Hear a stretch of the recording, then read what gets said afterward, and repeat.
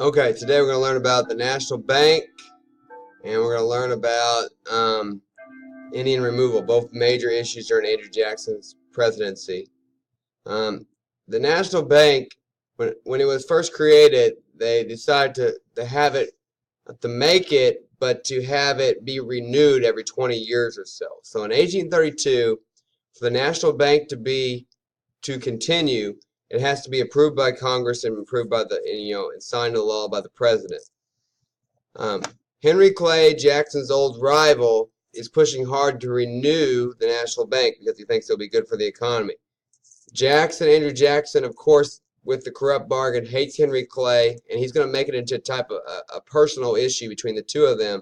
And it's a way for Jackson to get his revenge on Henry Clay for the corrupt bargain. And you can see in this political cartoon, Jackson and Clay. Obviously, that didn't really happen. That's just a depiction of the hatred of Jackson had for Clay.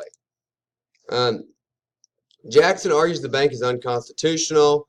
The state of Maryland already fought this battle in the McCulloch versus Maryland, where the Supreme Court declared the bank to be constitutional.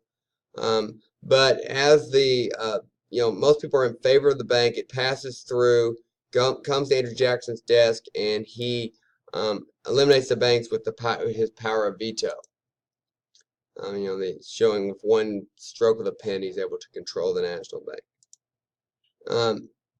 People at this point are concerned about how Jackson is abusing his power and how future presidents may abuse their power. So a new political party is formed called the Whig Party, which want to limit the power of the president and increase the power of Congress like they have in Britain, which is why they were called the Whig Party, because in Parliament at that time people were Whigs in Britain. So new political party formed, the Whig Party.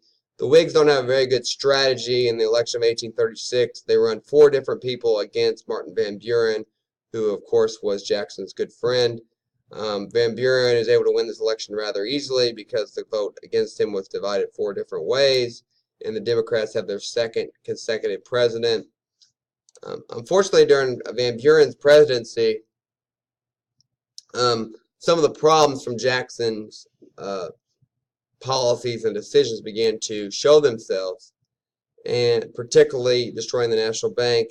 And in the panic of 1837, our economy began to collapse, and the good times and roaring times in America seemed to come to an end for a short while, and I think they're looking pretty bleak.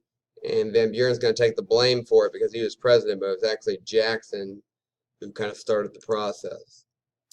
What can we learn from all of this? When things are going well, like when the economy was going well in America, that's the time to work even harder. Unfortunately, when people are experiencing success, they often tend to slack off or relax or overspend or stop working as hard as they did before. That's not the time to do that. When things are going really well, that's when you want to work even harder. You want to try to accomplish even more. You want to save even more. You want to do even more. You want to build that momentum that you have going and ride that momentum to even greater success. Because it's inevitable that in life there's going to be some downturns and difficulties at times. Expect the best, but you always want to have some preparations for if things were to go bad. And you also want to, when things are going well, you want to keep riding that momentum up to go even farther and better in whatever it is you're doing. Take a look at Mother Nature. When the squirrels in the fall, when there's acorns everywhere and the squirrels are plentiful, acorns are everywhere. You don't see the squirrels eating a few acorns and then taking a nap. You see them putting the rest away, hiding them, preparing for the winter that is to come. The Whigs choose William Henry Harrison from Indiana to run in 1840. Van Buren takes the heat for everything that went wrong between 1836 and 1840, and Harrison defeats him, becoming the 9th president. One of the worst things that happened during the age of Jackson was Indian removal.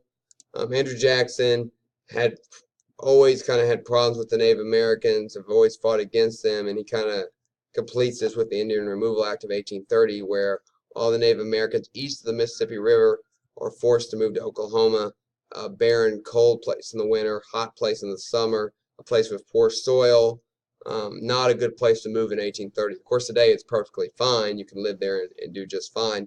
But back then, without modern fertilizer or modern comforts, it was a difficult place to live.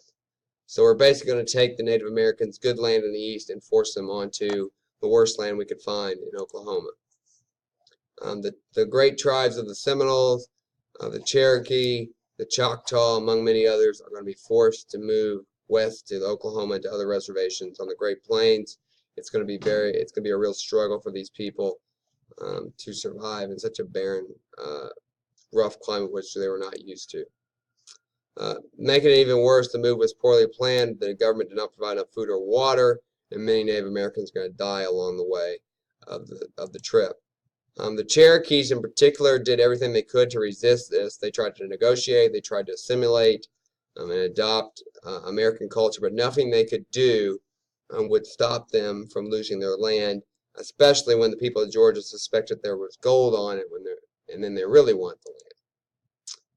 In Worcester versus Georgia, the Cherokee Nation sued the state of Georgia trying to protect their land, and the Supreme Court actually ruled in their favor, saying because they were there first, they had the right to keep their land. However, President Andrew Jackson refuses to enforce the law, which is a violation of his oath he took as president. And as a result, the Cherokees were forced to move anyway, and the great Cherokee Nation was conquered and tied down. This leads to what is called the Trail of Tears, where the U.S. Army in the middle of winter did a forced march of the Cherokees over 800 miles behind gunpoint. Along the journey, the weakened, the sick, the old, the very young children, many of them died along the way, over 18,000. And it was a real tragedy, one of the worst things in American history, one of the worst things we did as a country, was the way we treated the Cherokees during the Trail of Tears. There are 3 different routes, and they gathered up other tribes along the way. Very difficult journey in the winter. We stole their possessions. It was a real tragedy. Kind of wrapping up Andrew Jackson, although he's responsible for many horrible things in history, we do have to give him some credit for living the American dream. You know, starting out in a one-room cabin, making it to the White House, and really beyond to his mansion and his homestead, the Hermitage in Nashville, Tennessee, shows great determination. And it proves in America that you can always have more, but you have to make yourself better.